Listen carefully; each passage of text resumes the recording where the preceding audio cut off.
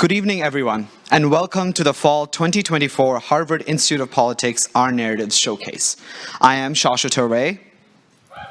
And I am Kirsten Hash. And we are the Fall 2024 Directors of Diversity and Engagement here at the Institute of Politics. Before we begin, please note the exit doors, which are located on both the park side and the JFK Street side of the forum. In the event of an emergency, walk to the exit closest to you and congregate in the JFK Park. Also, please take a moment now to silence your cell phones. Thank you so much. Since the fall of 2022, the Institute of Politics has hosted the Our Narratives Showcase to highlight the inspiring stories of students in our community and how these stories have forged their paths to politics and public service. Today, we will introduce 8 powerful speakers from a diverse set of backgrounds and experiences who will be sharing how their stories intersect with pressing societal issues. We ask that you listen and learn from their narratives. In the words of Dr. Martin Luther King Jr., our lives begin to end the day that we become silent about the things that matter. We are so excited to highlight our speakers' unique perspectives. Before we begin, we want to preface that the views of our speakers are not a reflection of the views of the Institute of Politics or of any other speaker. We also want to highlight that our speakers will be discussing serious, difficult topics, including death, bullying, conversion therapy, homophobia, homelessness, domestic violence, and more. We ask that you listen with open minds and open hearts as our speakers share their narratives. And lastly, we want to also acknowledge that one of our speakers, Slayton Cooper, is unable to perform tonight due to unforeseen circumstances. We want to truly thank him and all of the speakers for your commitment throughout the semester and for sharing your beautiful stories with us. Thank you.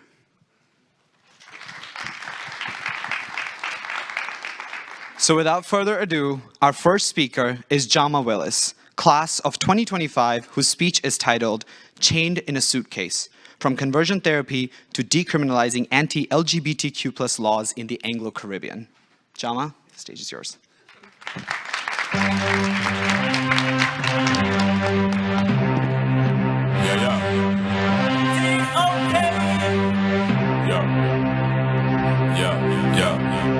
My crew, my dogs, set rules, set laws. We represent for the lords of yards. A gal alone I feel up my... From them a par in a chichi man yard. If the fire make we burn. From them a drink in a chichi man bar. If the fire make we burn. In the Caribbean, several islands still uphold laws from British colonialism. Yes, laws from the 1850s that criminalize same-sex activity. These laws are often referred to as the Buggery Laws or Sexual Offenses Against the Persons Act. The challenge in repealing these laws is oftentimes rooted in a lack of judicial sovereignty. After gaining independence, many Caribbean islands inherited a specific legal provision known as the Savings Law Clause. This clause states that any law placed before your independence shall remain intact after your independence. Additionally, some islands still recognize the Judicial Committee of the Privy Council as their final court of appeal. As a result, despite being independent states, these islands have their final court of appeal outside their own jurisdiction. You may clip my wings, tie my feet, and chain me in a metaphorical suitcase so narrow I can't see through, but still I rise. You may wish that fire for burn me down, but still I rise. You may criminalize and bind my body, but my heart, mind, and voice will always be free to adjudicate the crimes you illegitimately constitutionalize on me. I come from nothing, but still I rise. In desertion, desolation, and destitution lived a suitcase filled with the constituents of an immigrant's past. For 14 years, that suitcase was kept in the tropics. For 14 years, That suitcase was chained up by laws of sodomy, intergenerational trauma, paternal abandonment, and a narrow-minded God. The entity inside the suitcase never stops trying to escape. I see my life as that suitcase. I see my truth as the entity within that suitcase. I grew up in Kingston, Jamaica, attended Jesse Paul Primary School, then went to Woolmer's Boys High School, the oldest and best school in the Caribbean. I was raised by a single mother and a visually impaired grandmother, and I knew at a young age that I was gay. However, being gay in Jamaica is oftentimes rooted in paternal abandonment, homelessness, or even death. For 14 years, I was disparaged as a batty boy or a fish.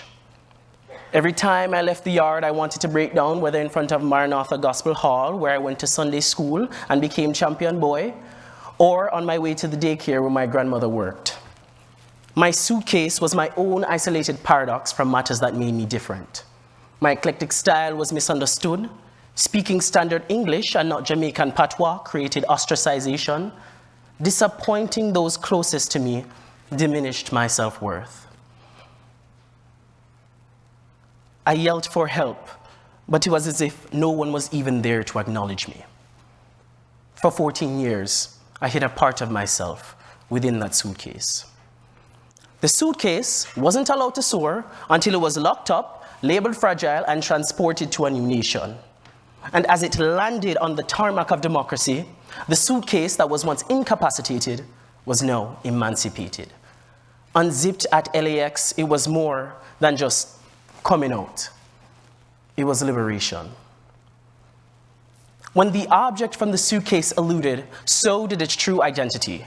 And in a matter of seconds, 14 years of its life had changed. I could see the disapproval on their faces. They never heard news like this, they never wanted it, and they never accepted it. Their Christian conservative ideals were unmalleable. I sat as a hurricane of resentment struck the dining room table when I told my parents, I'm gay. Who knew it would cause them to take me to the station? Who knew they sought that I be institutionalized? Who knew it would force them to convert me 2 days a week for 3 months with a pastor to get the demon out? Today, my parents and I have a strong relationship, and what some might refer to as conversion therapy is oftentimes worded differently within the Caribbean context. We see it as, come make we go down to church and so them can pray for you, or come make we talk to the pastor so them can take the demon out of you. This doesn't make them bad parents. Rather, it reflects a Christian conservative mindset that is ingrained within much of Caribbean culture. And I just hope that one day they can undo this conditioning and realize the harm that it caused. My own family made me realize that the only person who could judge me is God. The facade of the suitcase may have been beaten up, but still, it rose. To this day, they haven't accepted me, but I've learned to accept myself.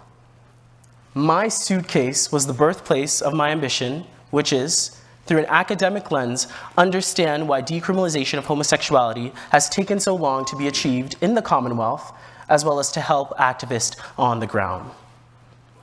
The misconception in the Commonwealth is that British colonialism brought homosexuality. This is not true. When the British arrived, they did not bring homosexuality, rather they brought the laws that criminalize same-sex intimacy. As of today, 63 jurisdictions criminalize private consensual same-sex activity, and almost half of those are Commonwealth states. As of 2024, there has been a substantial wave throughout the Caribbean to decriminalize anti-LGBTQ+ laws. 7 Caribbean islands have decriminalized. However, progress still remains in Grenada, Guyana, Jamaica, Trinidad and Tobago, St. Lucia, and St. Vincent and the Grenadines. While I understand speaking on this issue, both publicly and academically, might jeopardize my career in the Caribbean, I am ready and honored to stand up for those who haven't been able to stand up for themselves. Because LGBTQ+ rights are human rights. Being a Jamaican and American, or as I call myself, a transnational citizen, allows me with the freedom to envision an identity and a world that is more inclusive. I just hope that going forward, there will be a change, and it will be soon. Because one thing is certain: I refuse to return to that metaphorical suitcase. Thank you.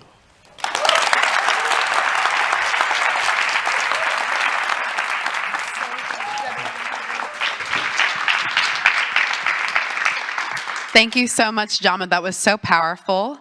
Our next speaker is Jenna Schweizer, class of 2028, whose speech is titled "The Wishing Well: Facing Grief and Finding Community."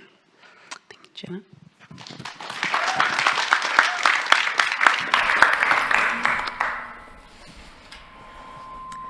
I have this theory that every home has a landmark. The one defining feature always told to new visitors, helping them distinguish one house from all the others. It may be the worn basketball hoop or the teal door, the willow tree, or the tire swing. But at my home, it has always been the wishing well.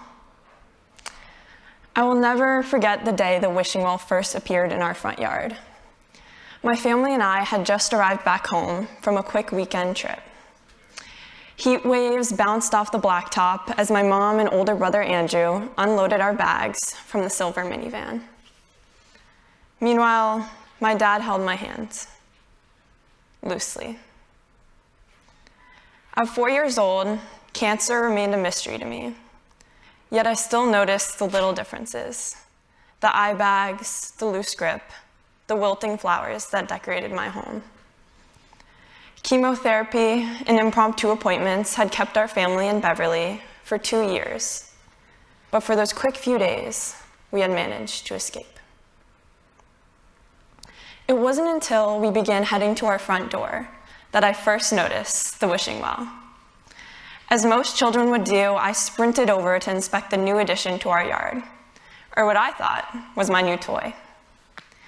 With its cream sideboards and dark green roof, it seemed to perfectly resemble our home. My mom looked around. I was equally captivated by the mystery. Where did it come from? Who had built it? Would we get to keep it? But as we entered our home, the spectacle just continued. A fresh layer of gold paint covered the walls, embroidered curtains draped the windows, and the counters were spotless. At that moment, my dad lifted me into his arms, close enough that I could see the pools filling his eyes. And just beside the doorway, we were welcomed by a group of neighbors, friends, and family, each with sweat on their temples and paint on their shirts. When cancer took my dad 1 year later, everything changed.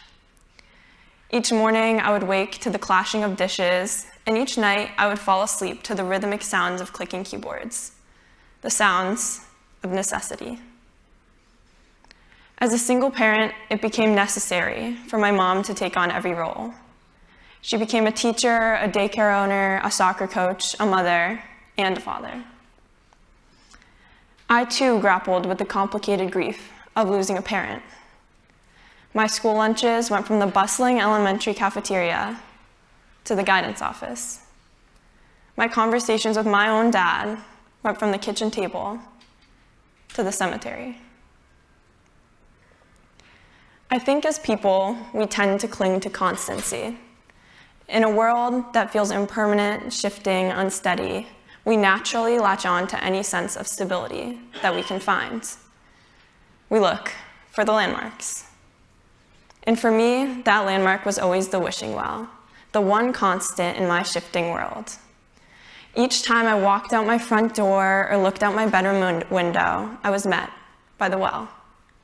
It was always there, a reminder of the people who devoted a weekend of their life trying to make my family's life a little better. Yet the support certainly did not stop when my dad passed away.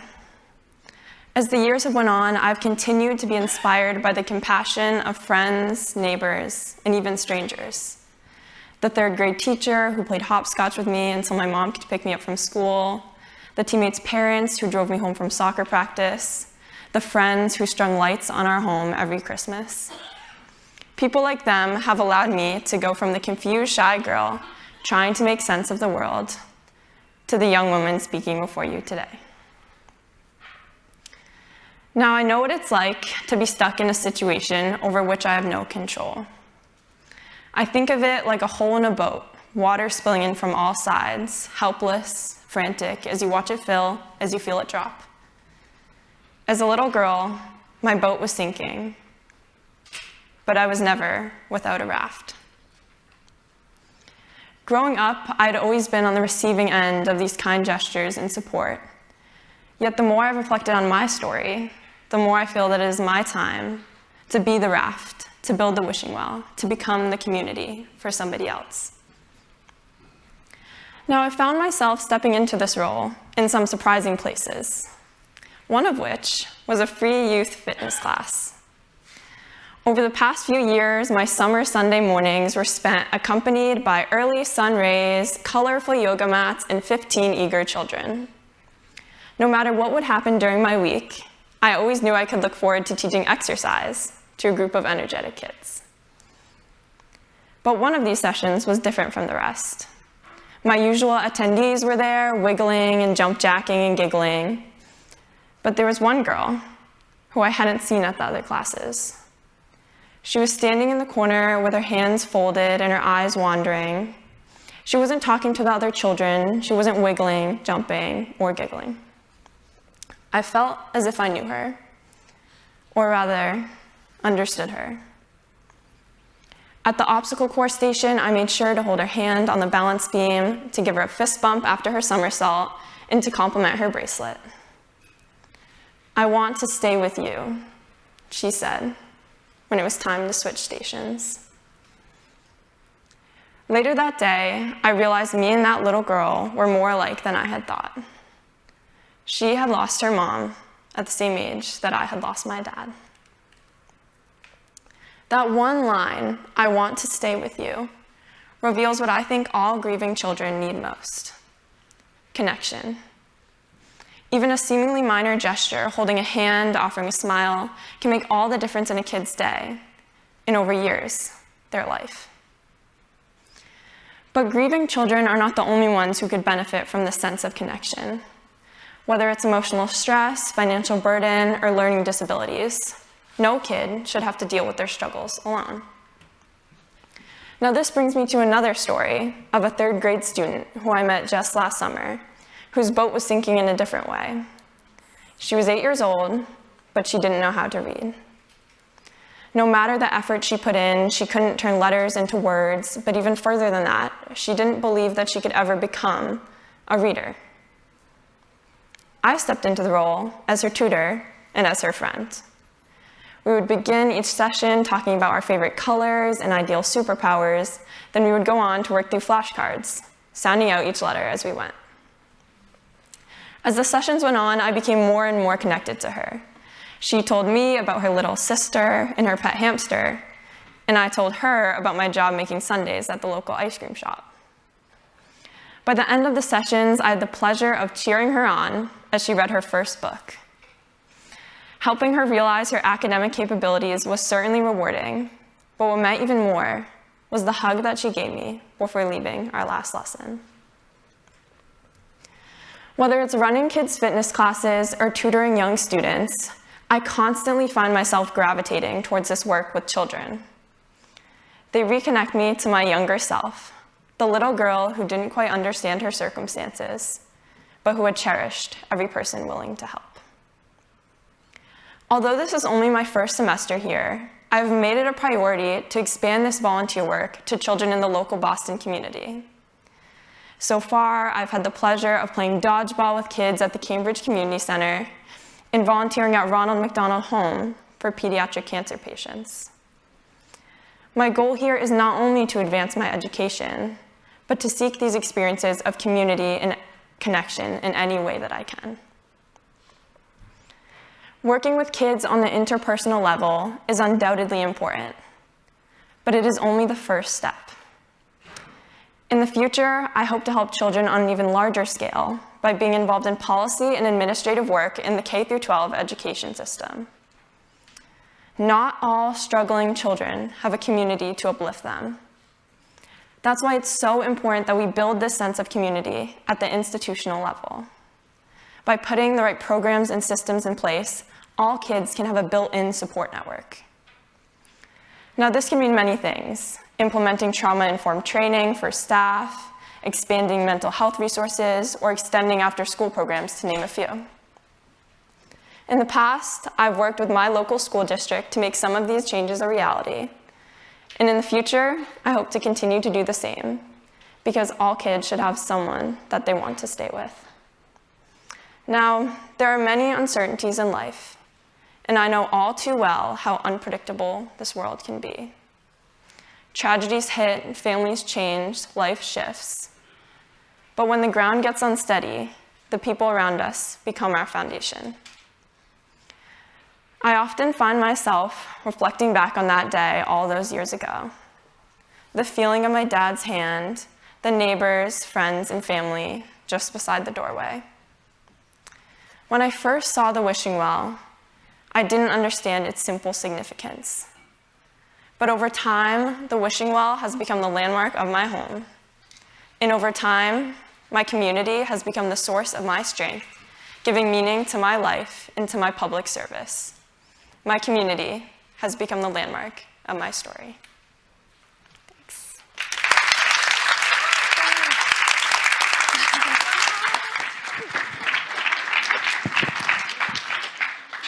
Thank you so much, Jenna. That was such an amazing testament to the power of community. Our next speaker is Alvira Tyagi, class of 2025, whose speech is titled Whispers of Home, Distance, Aging, and Stories Left Behind.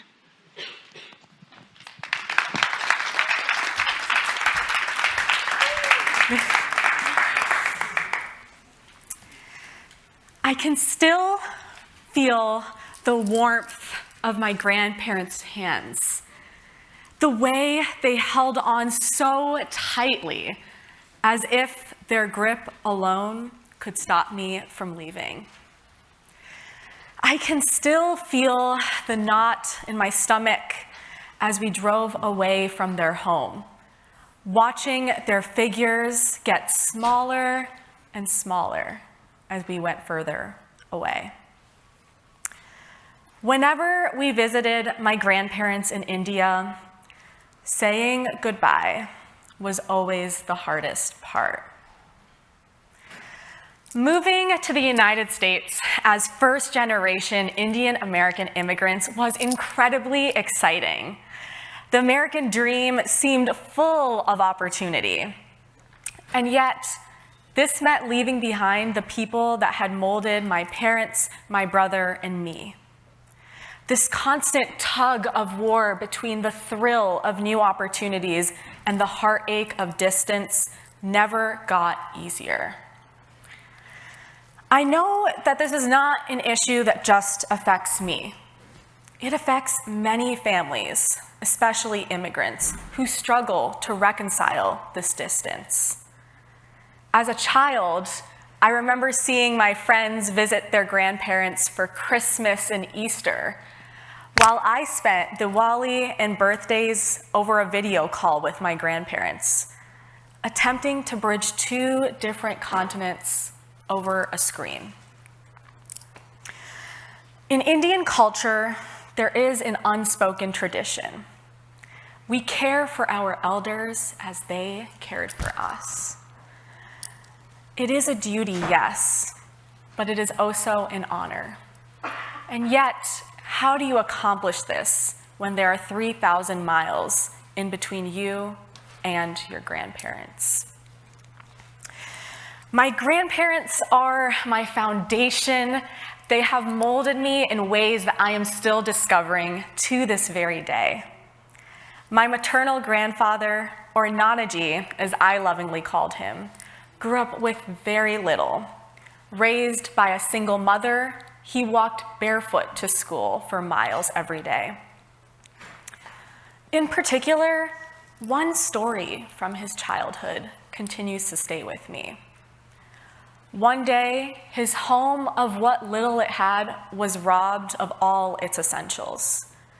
And that very night, my grandfather's mother reminded him of one important lesson.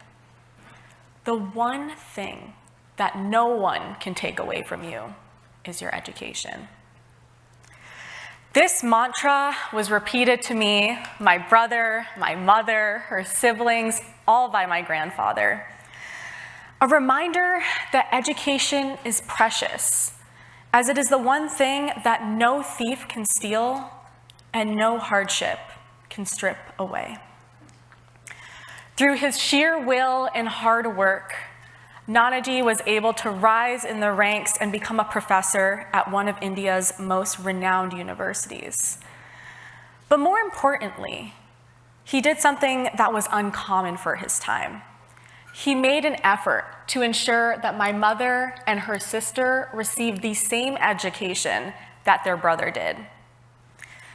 He was committed to ensuring that everyone received a quality education, despite their gender, instilling in our family that education is a right and not a privilege.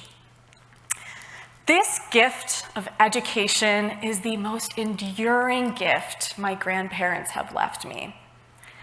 And yet, despite the significant influence they have had on my life, I have felt powerless as they grew older and their health began to decline.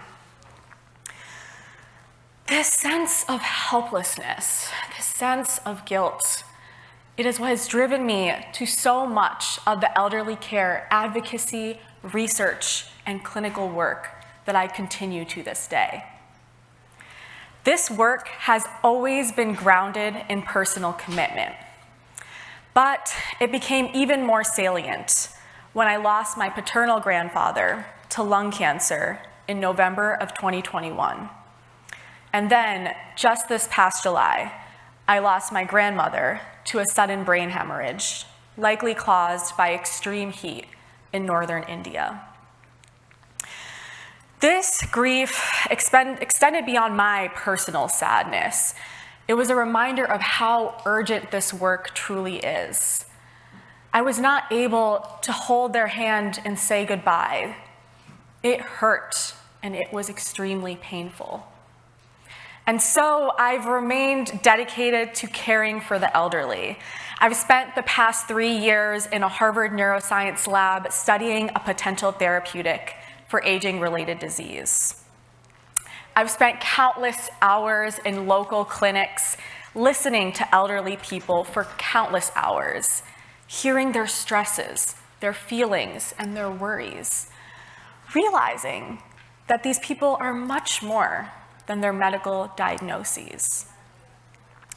On a more policy-oriented front, in my time as health policy lead right here at the Harvard Institute of Politics, I've had the opportunity to work with commissioners ranging from the California opioid epidemic to addressing food deserts in the Northeast. But the work that was most meaningful to me was that around aging.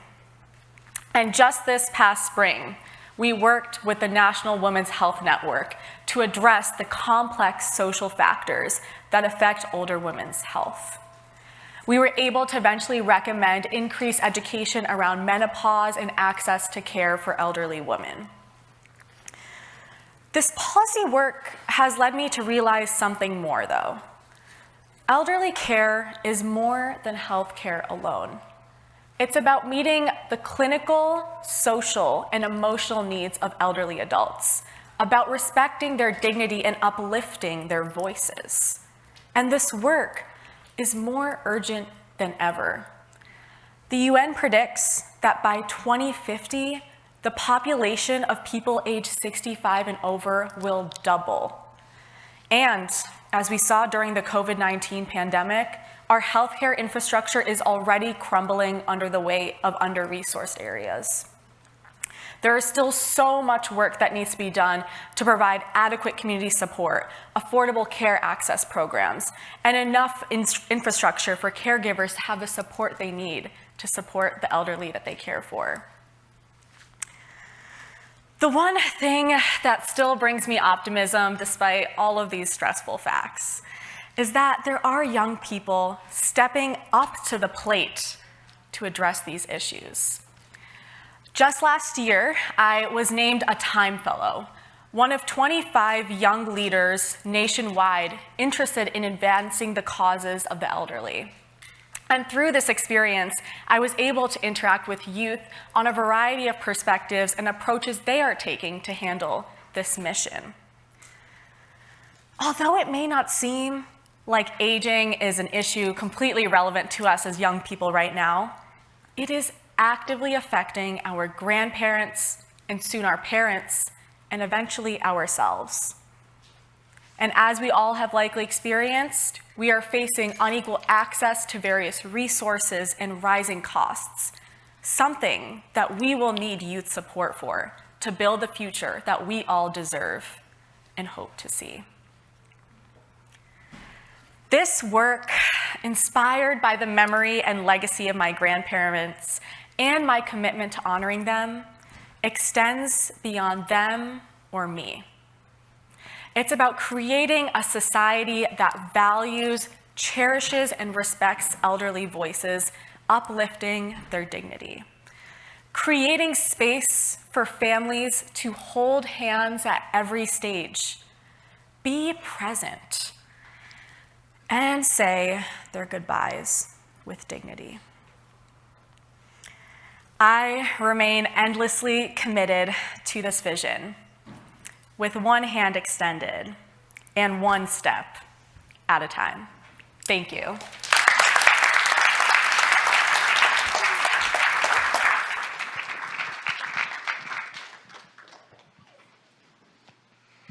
Thank you so much, Alvira, for that powerful speech. Next up, we have Mikalah Hodge, class of 2027, whose speech is titled, "A Liberal's Love Letter to the South, Beyond Stereotypes for a Better Future."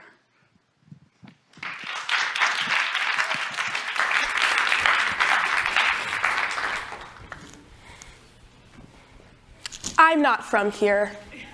I don't know these cold Boston nights. I don't see the snow and think of childhood. I don't know these old cobblestone roads. I'm from a place where the summer sun makes your skin slick with sweat. I'm from Wiley, Texas, a place where football and barbecue are second religions. It's my home, and I deeply love it. When you think of the South, you probably know us from our Southern accents, the one I so sadly lack, country music, rodeos, and probably a Fox News talking point about conservative politicians. Your brain conjures up images of Confederate flags, xenophobic rhetoric, and the border crisis.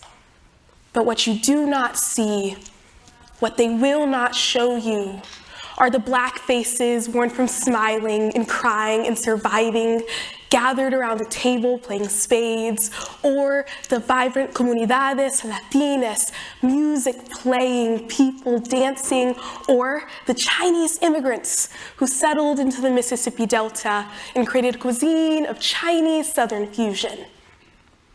What you do not see, what they will not show you, are the people who adapted to what was once an inhospitable climate, who dug their heels in when the weather got rough. The story of my community, my past, my present, and my future. I'm deeply liberal. I abhor many conservative policies that I believe seek to damage true equality. And the outcome of the last election was not as I hoped. But I love my conservative neighbors, and I love my conservative state. so I'm willing to accept them as they are. This may sound hypocritical. How can I love all these things when their policies seem to damage the things I love the most? But I am staunchly Texan.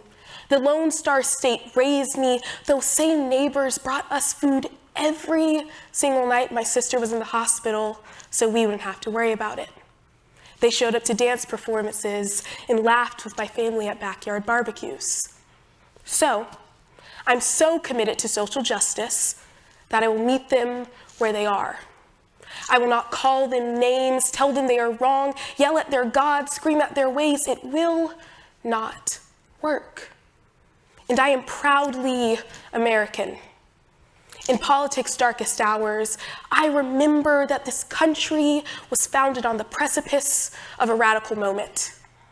And while the original iteration failed in more ways than I have time to articulate, throughout it all, this country has opened its arms and its heart. And I believe the South can do the same. This is why I want to spend the rest of my life making Southern hospitality and neighborliness not just a de facto cultural setting, but a universal protection for all people. This is why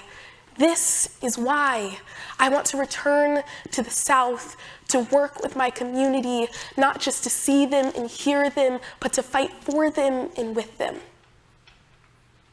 Having lived my whole life as a liberal person in a deeply red state, coming to Harvard was a culture shock of a lifetime.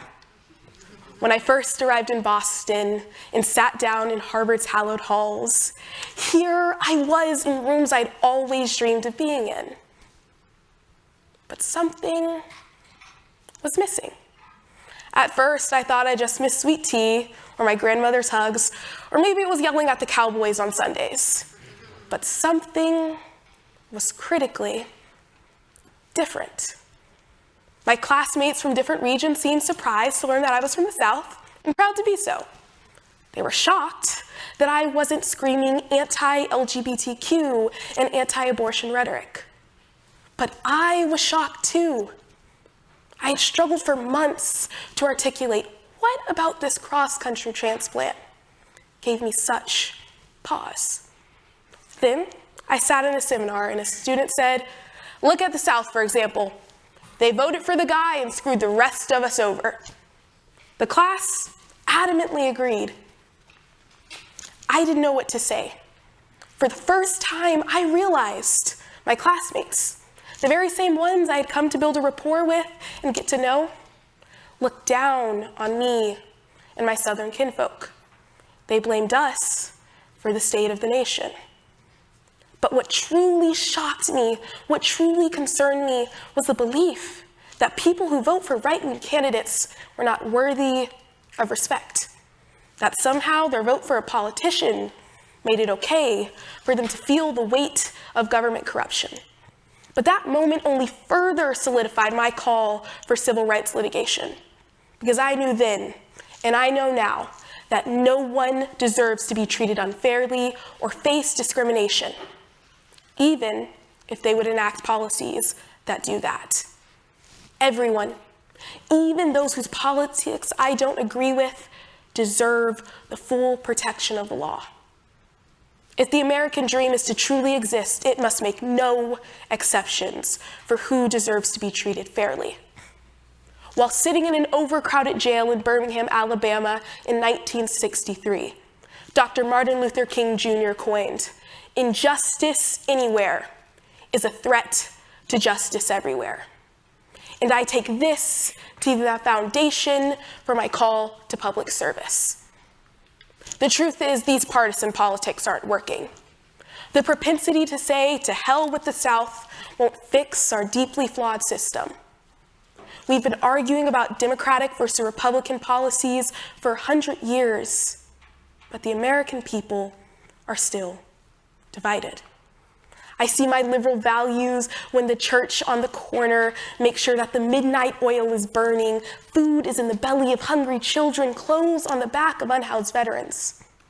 I see my liberal values in my small southern town when we rally around our neighbors. I see it in my Black community when we make sure everyone is fed at the cookout. So, we need something new. We need real conversation, because I can guarantee a union man from Boston and a cattle rancher from East Texas have more in common than you may believe. They both love this country and want to see it better. So I ask you, my fellow lovers of freedom and human dignity, reevaluate your geographical stereotypes. Look past the partisan mist and see your fellow humans. Because I can guarantee we all just want to live in a country where the House floor is not a stage for elected officials' intrapersonal fighting, and where everyone, from the rural flatlands of Texas to the crowded skyline of Manhattan, can afford basic necessities. So like my ancestors before me, I will dig my heels in. I will return to the South. After graduating from Harvard College, I will go to law school and work in civil rights and public interest law, because everyone deserves to be protected. So I'm not from here. I don't know these cold New England nights. I know peach cobbler and cookouts. I know a community that gathers together even when we fundamentally disagree. We may not share the same partisan politics or policy agendas, but we share Southernness, a willingness to help a neighbor. So, I ask my fellow liberals, examine your position in society. Examine the words you say. I'm not willing to slam the door, turn the lights off, and sweep the South under the rug. And I hope you aren't either. Thank you.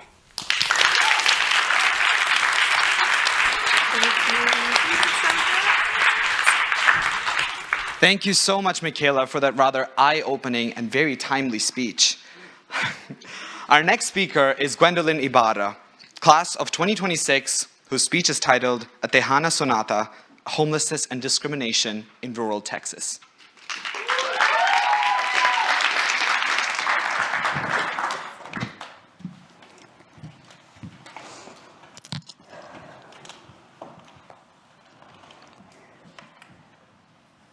If you walk out that door, I'm going to put a bullet in my head, and I'm taking you with me.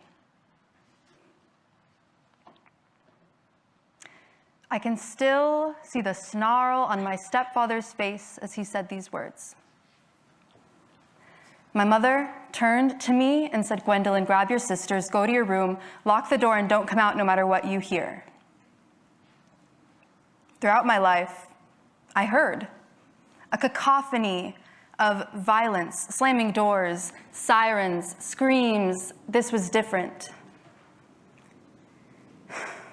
Instead of singing Las Mañanitas on my mother's birthday, I heard silence.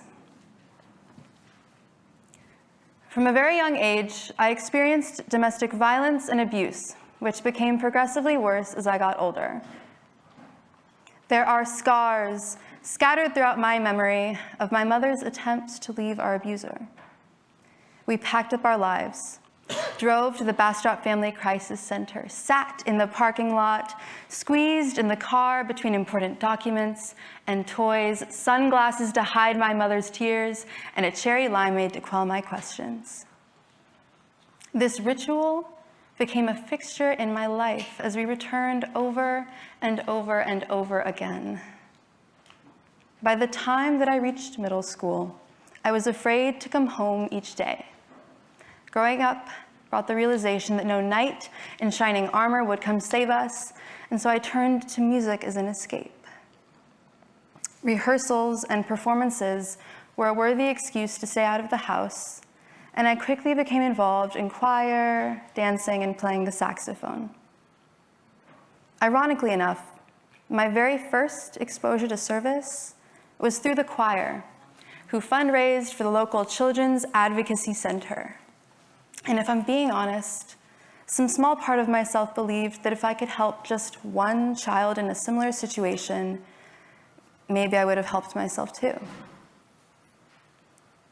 Still, my life felt set in stone. Like a musical etude I was given to learn and never move past, I was stuck in an orchestra conducted by my abuser, where the notes I played were never capable of appeasing him. I continued down my path of service. I became involved in local politics. I advocated for the hands-free ordinance, which the City Council passed into law, effectively creating safer roads for young drivers. I poured myself over my studies. I earned top marks in school, but in the summer of 2021, the music stopped. Everything became quiet as my mother, younger siblings, and I left our abuser. They began to pick up the pieces in a new city with a new apartment, but I stayed in Bastrop County. I stayed. Everything that I had worked for was in that small Texas town. I bounced between shelters, hotels, and even couch surfed the week before my senior year of high school began. The rhythms of life I once knew fell apart, and everything changed in just 1 week. When the family I was staying with discovered that I'm gay, I returned to my childhood home. By that point, my abuser had also left, and neither parent paid the bills for a house they no longer lived in. At 16 years old, I lived alone, without electricity, a driver's license, and without parents. I was living some screwed up version of Home Alone, but like Macaulay Culkin, I got resourceful. I charged my devices at school. I chopped firewood to have heating at night. And I rode my bike for miles to buy dog food for my German Shepherd, my only companion that winter. I realized that to play in perfect harmony once more, I needed to shift my perspective. Instead of following along with the rules of life I was given, I needed to write my own composition. I founded Youth Bridging Networks for Change, a registered 401 nonprofit organization that identifies and addresses the needs of youth across 12 school districts in rural Texas. My nonprofit connects resources across fields of pine and forests of cows to the students who need them most. That following spring, I made history at my high school as the first student accepted to Harvard or any Ivy League university with an application that included 6 different home addresses. I applied to Harvard with 6 different home addresses. Still, the transition to the rest of my life has not been easy. Organizations who reached out for an interview fell on deaf ears because everything felt too fresh to share. There are articles published by local papers and national networks that leave out the crucial details of my story. The dirty truth of homelessness, omitted. And domestic violence is replaced with family situation, confirming all of the stigma and shame I grew up with. This past summer, I flew down to Texas, and I faced my abuser in the Bastrop County Courthouse. After losing any sense of normalcy I had established in Cambridge, I returned to service. I spent 3 months working with Waypoint Adventure, a nonprofit that provides outdoor education programming for people with disabilities. And I'm working to build similar programming on Harvard's campus this very semester. Reconnecting with service grounded me, and it continues to bring me peace. Violence silences us, but in deafening silence, I have found clarity. Instead of being a victim of my experiences, I am fueled by the adversity I have faced in my life. I no longer play in an orchestra as a follower or yes man. I walked out that door. And whether I'm in Texas, Massachusetts, or beyond, I will continue to cultivate my sound and work with others in the community to strike powerful chords of change. I compose my own story, and I'm capable of turning anything I face into a beautiful melody. Thank you.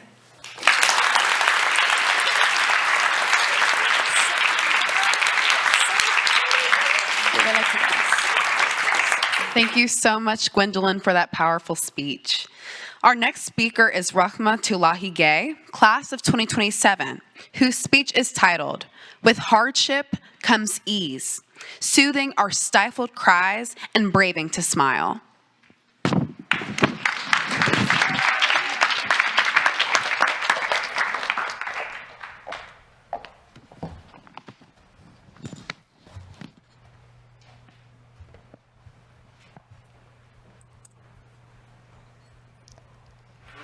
أعوذ بالله من الشيطان الرجيم بسم الله الرحمن الرحيم ألم نشرح لك صدرك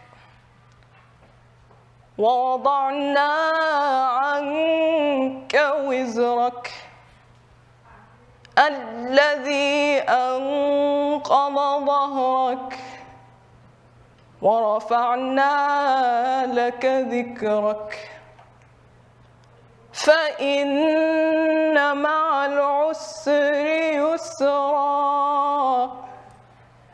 إن مع العسر يسرا فإذا فرغت فانصب وإلى الرب بك فارغب. On our daily rides to elementary school, my uncle often played recordings of the Quran like this. فَإِنَّ مَعَ الْعُسْرِ يُسْرًا إِنَّ مَعَ الْعُسْرِ يُسْرًا. It repeats. See, this moment filled me with a sense of tranquility, of calm, one that propelled me to face my 9-year-old world. As we park, I always ask him to wait until the verse finishes. And entrenched in this moment of peace, of ease without a care in the world, I'd have never imagined the turbulent path my life was about to take. My father immigrated from Senegal in the late 1990s. My mother followed in the early 2000s. See, they came from very impoverished cities in the country, and their immigration not only signified an opportunity to reach an American dream, but to provide for family back home and give me and my older sister a better future. However, as they got into the swing of work and daily life, my father got sick with hepatic cancer. He passed away when I was 2 years old. My mother, a widow, not only had to grieve the unimaginable loss of the love of her life, but she had to come back home to 2 young children and tell them that they would never reunite with their father in their lifetime.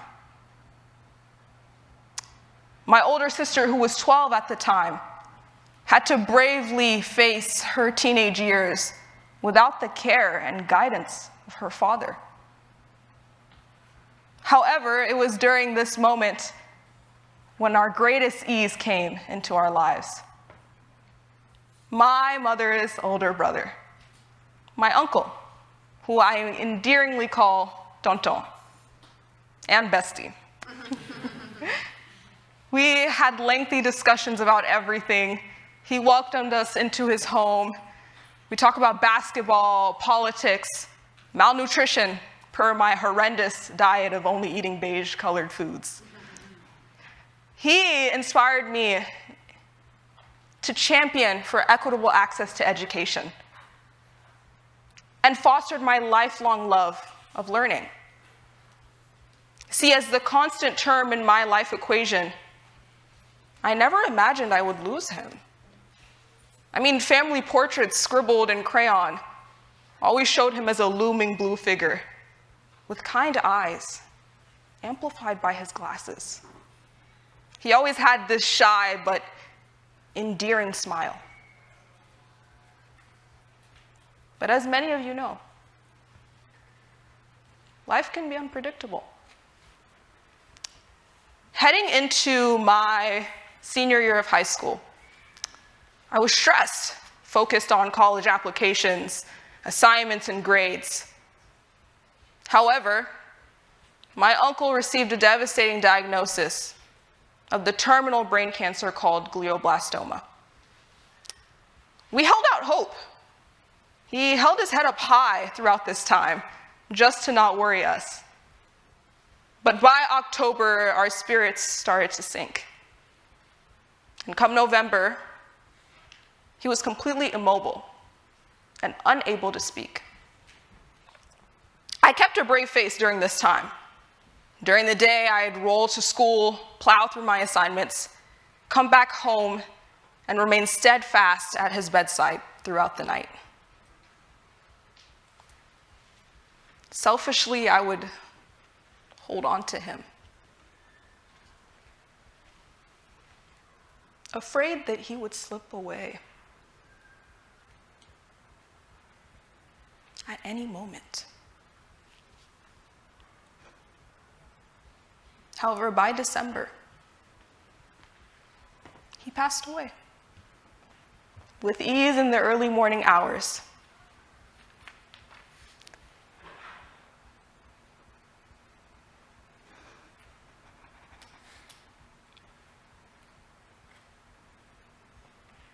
I was inspired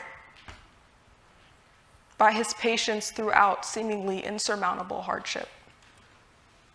And it is the selflessness of both him and my mother through grief that gave me the opportunity to now attend Harvard College as a first-generation, low-income, and minoritized student.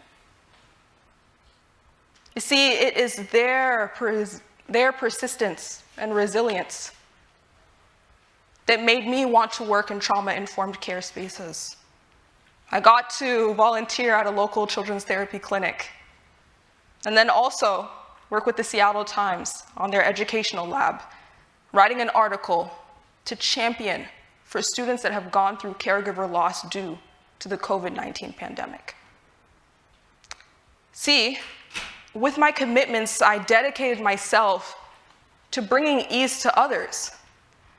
But once I got to Harvard, I realized I had not done so for myself. As a low-income student, I knew that with the loss of our breadwinner and family backbone, I could not afford to fail.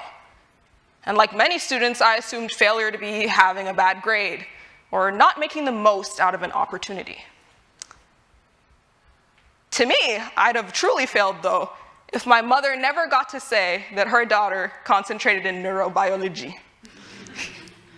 Essentially, I had believed that if I just worked hard enough, I would prevail. However, the effects of burnout, grief, and loss finally caught up. I struggled through my pre-med coursework coming from an underfunded school. I took countless visits to the emergency room due to my dwindling appetite for both food and life. You see, the erosive feeling of inadequacy grew as I watched myself get weeded out, one by one, from difficult classes. By the end of my freshman year, I had received my first unsatisfactory grade. I was shocked. See, academic performance was something that I had been so consistent in throughout my life. What was I going to tell my family? What would I tell my mom, who had already gone through so much loss? You see, it is in this moment that I completely forgot the very verses my uncle used to play for me oh so long ago. I had believed that I would now become the source of my family's hardship. Contrary to the name, academic probation is Harvard's way of funneling resources to students who have gone through extenuating circumstances and thus received an unsatisfactory grade. You see, 100 students go through this process each year. These are not just data points. These are real stories. These are real people who are going through trauma, grief, and loss. You see, these stories cannot be belittled in the face of academic achievement. And it is integral that we understand the difficult socio-emotional transitions for such students into higher education spaces like Harvard. You see, while my first year did not go as I had initially hoped, I'm still thankful. I was able to push through thanks to the wonderful roommates that made sure that I had dinner.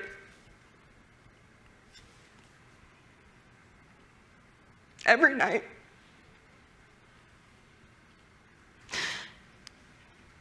My sister's phone calls, where we'd banter for 12 hours on end.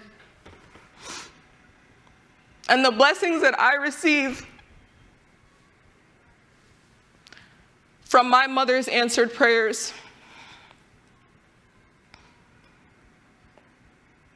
And it is this community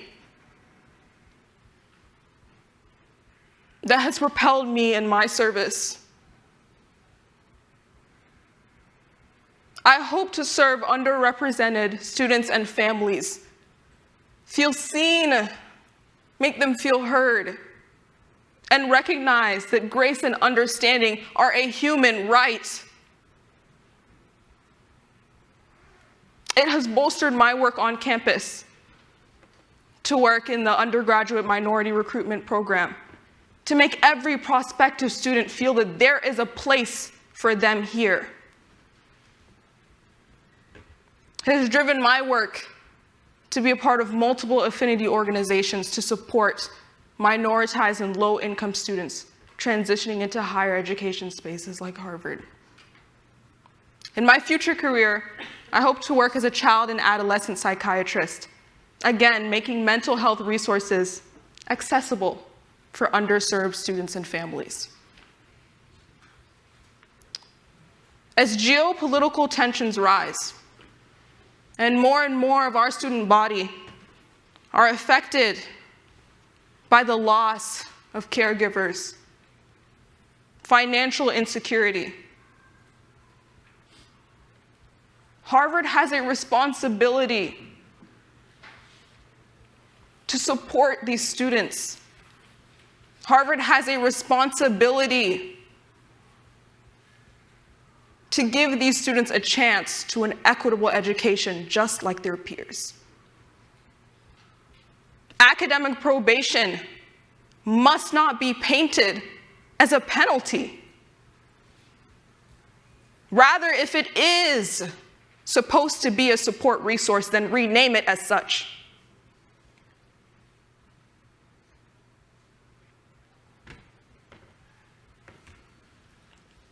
To each student, and even more so, every person that has gone through life's hardships. فَإِنَّ مَعَ الْعُسْرِ يُسْرًا. إِنَّ مَعَ الْعُسْرِ يُسْرًا.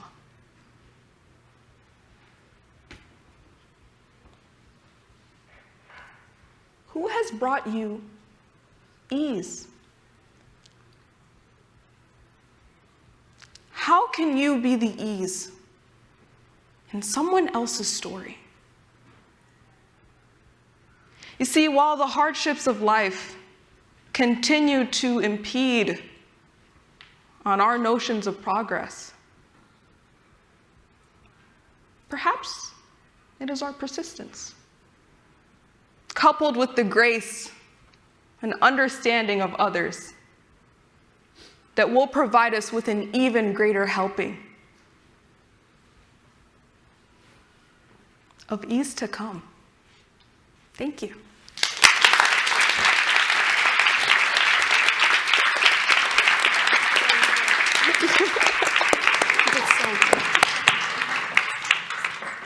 Thank you so much, Rama, for such a powerful speech.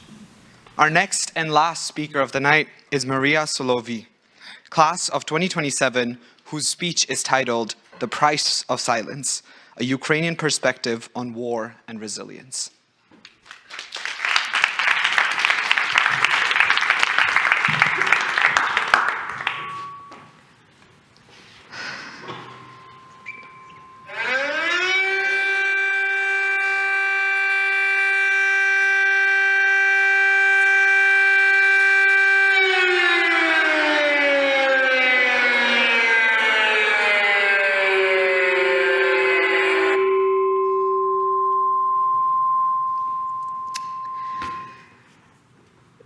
There's really only two ways you could have reacted to this sound.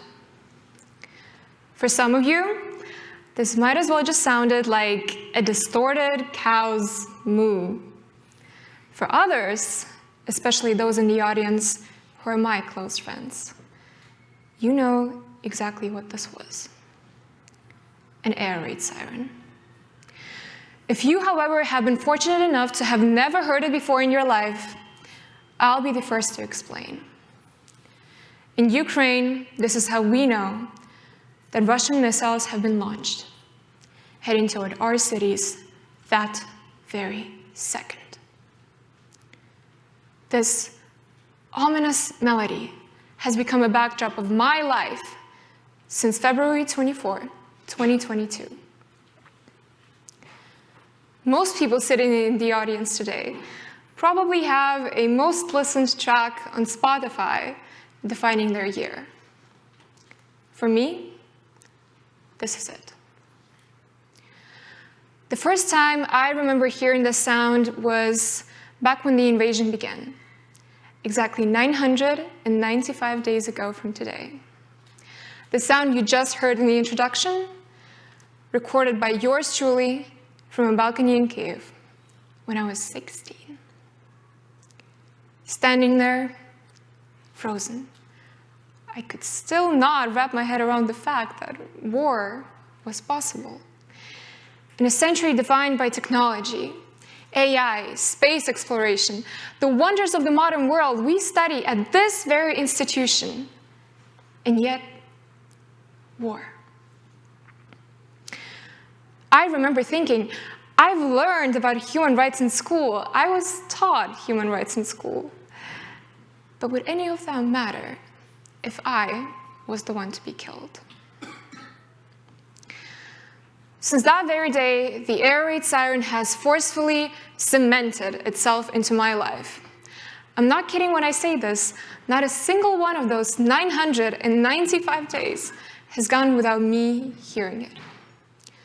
During the toughest episodes of the invasion in Kyiv, I caught myself getting more used to the sound of the siren than the simple sounds of life.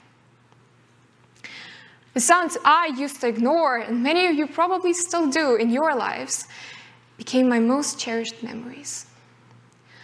I remember hating how close my house was to the highway, the hum of the morning traffic, cars honking away at each other, all of that gone.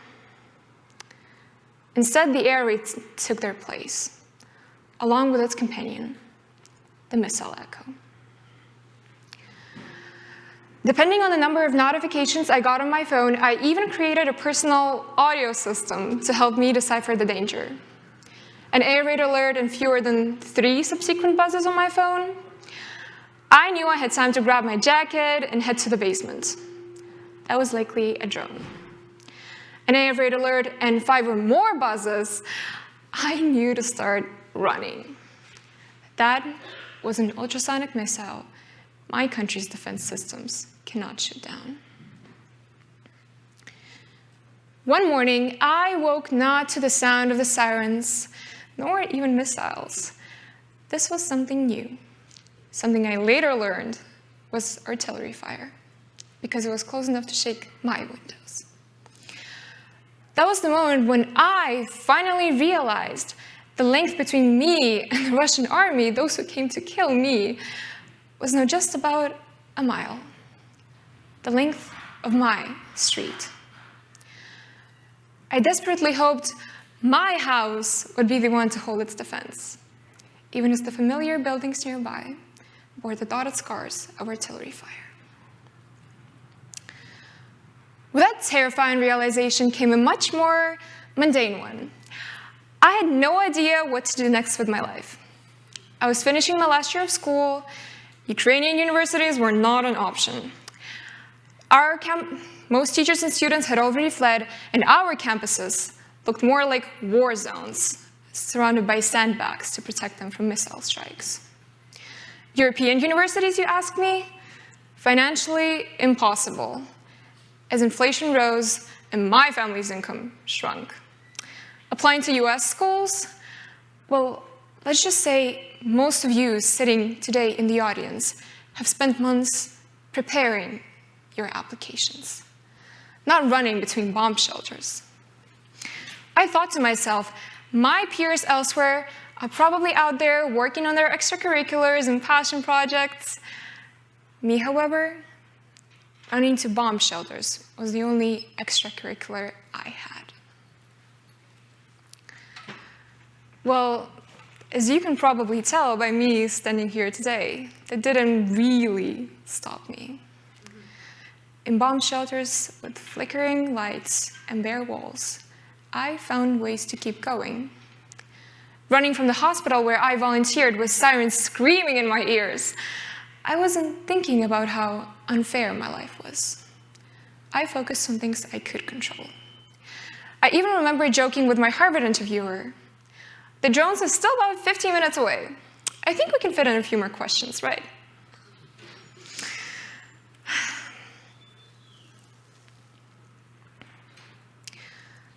That mindset is what kept me alive and what placed me in front of you today. On nights when the only things I would hear were missiles flying overhead, getting shot down, or worse, landing with terrifying noise, I'd think to myself, survive this one more night, get one more chance to live. And I lived. Each new one of those lived days, I found myself cherishing the life I had before. I did not want to live as if every day could be your last, like the internet tells you. I wanted to live normally, even if just for a moment. My mother and I would still go to the movies, only to finish them at home as the sirens interrupted the screening. I would still stroll through my favorite streets of Kyiv, only to duck into an underground parking lot to wait out the latest raid. I even reconnected with some of my friends who had fled to other countries. And while the absence of electricity and internet because of Russian attacks on our infrastructure often left me quite literally disconnected, I knew our bond was stronger than the war. Being grateful for this fleeting peace is what drove me to keep working and put me here today. But my story did not end when I crossed the ocean to Widener Gate. You'd think that being far from Kyiv would free me from the air raid sirens. It did not. My phone, programmed to play a special tune whenever an air raid started back home, kept going off. During some of my happiest moments in this new country, I would hear that same familiar tune, reminding me that back home, safety and joy are privileges, not givens. For most people around me, my phone's constant buzzing was white noise. I would still get asked questions like, well, isn't the war over already? Or isn't Ukraine just a part of Russia? Lowered media attention meant things were fine in their eyes. But my phone told a different story. Each alert was a reminder of missiles flying over my house, and my loved ones called me terrified from bomb shelters. It was devastating to hear, but even more devastating to realize that so few cared. I soon learned that while I could escape Kyiv, Cave had no intention of leaving me. Harvard Yard sounds, ambulances, traffic, airplanes, all conjured memories of home. Ambulance sirens mimic the air raid alerts. The planes and the traffic reminded me of the missile war. Even here, peace wasn't truly peaceful. Coming here, I knew that leaving Ukraine never truly meant leaving Ukraine behind. Instead, I felt even more responsible to use my education at Harvard for Ukraine, not then in some peaceful, distant future, but right now, in the current war. At Harvard, I co-founded the undergraduate Ukraine Solidarity Group, and every winter and summer, I go back to use my knowledge on the informal battlefield. This opportunity to contribute as I do now is not something every Ukrainian can access. Many of us, like Victoria Honcharuk, who deferred her acceptance to this very institution to become a combat medic on the front lines, do not have this privilege. For those of us who can stay engaged from abroad, we choose to convey their message. In my view, supporting Ukraine cannot wait until peace comes. We have let this conflict slide once, in 2014, when Russia invaded and annexed an integral part of Ukraine, Crimea. This ignorance has now led to this, a full-scale invasion of arguably the only country left standing between Russia and the Western world. If we let this slide again, the world faces the grim reality of unchecked aggression and the erosion of security everywhere, as Russia will not stop its ambitions and march deeper and deeper into Europe. This is a pivotal moment where we can and we must bolster our efforts. If we don't, the costs of Ukraine falling down will be far greater than any amount of military aid my country has ever received. Because if Ukraine falls, it's not just me, my friends, my family, and my house that fall. All of you will fall too, and the consequences will be grim.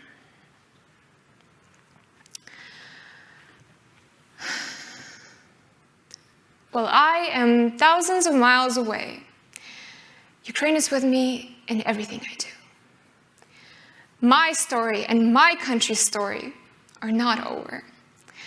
And I will not stop fighting until the sound that defines my life isn't an air raid warning. Let's take a moment to listen together to what I hope of one day hearing in my hometown.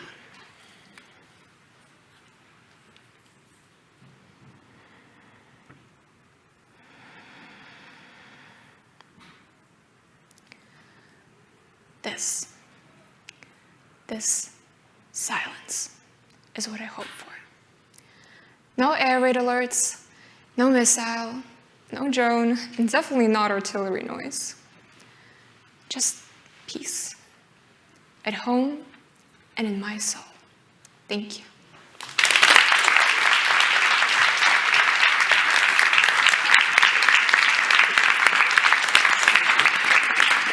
Did I eat that down? Thank you, Mariia, for that very powerful speech. Thank you to all of our outstanding speakers tonight. Let's give them a round of applause, please.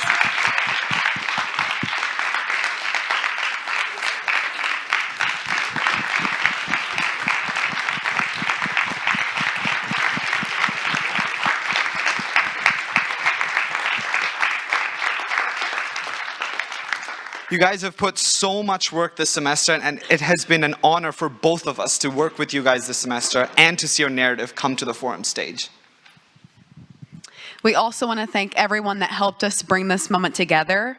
Thank you to the IOP Student Executive Team, the Director of Student Programs, Kathy Park, Director of Communications, Bridget O'Rourke, and the Fall 2024 Fellows for working with us and our speakers throughout the semester. Thank you also to the forum staff and students that helped us be here tonight and host this beautiful event. Lastly, thank you all for coming. We hope you learned something, that you listened, and most importantly, were inspired to act. Good night.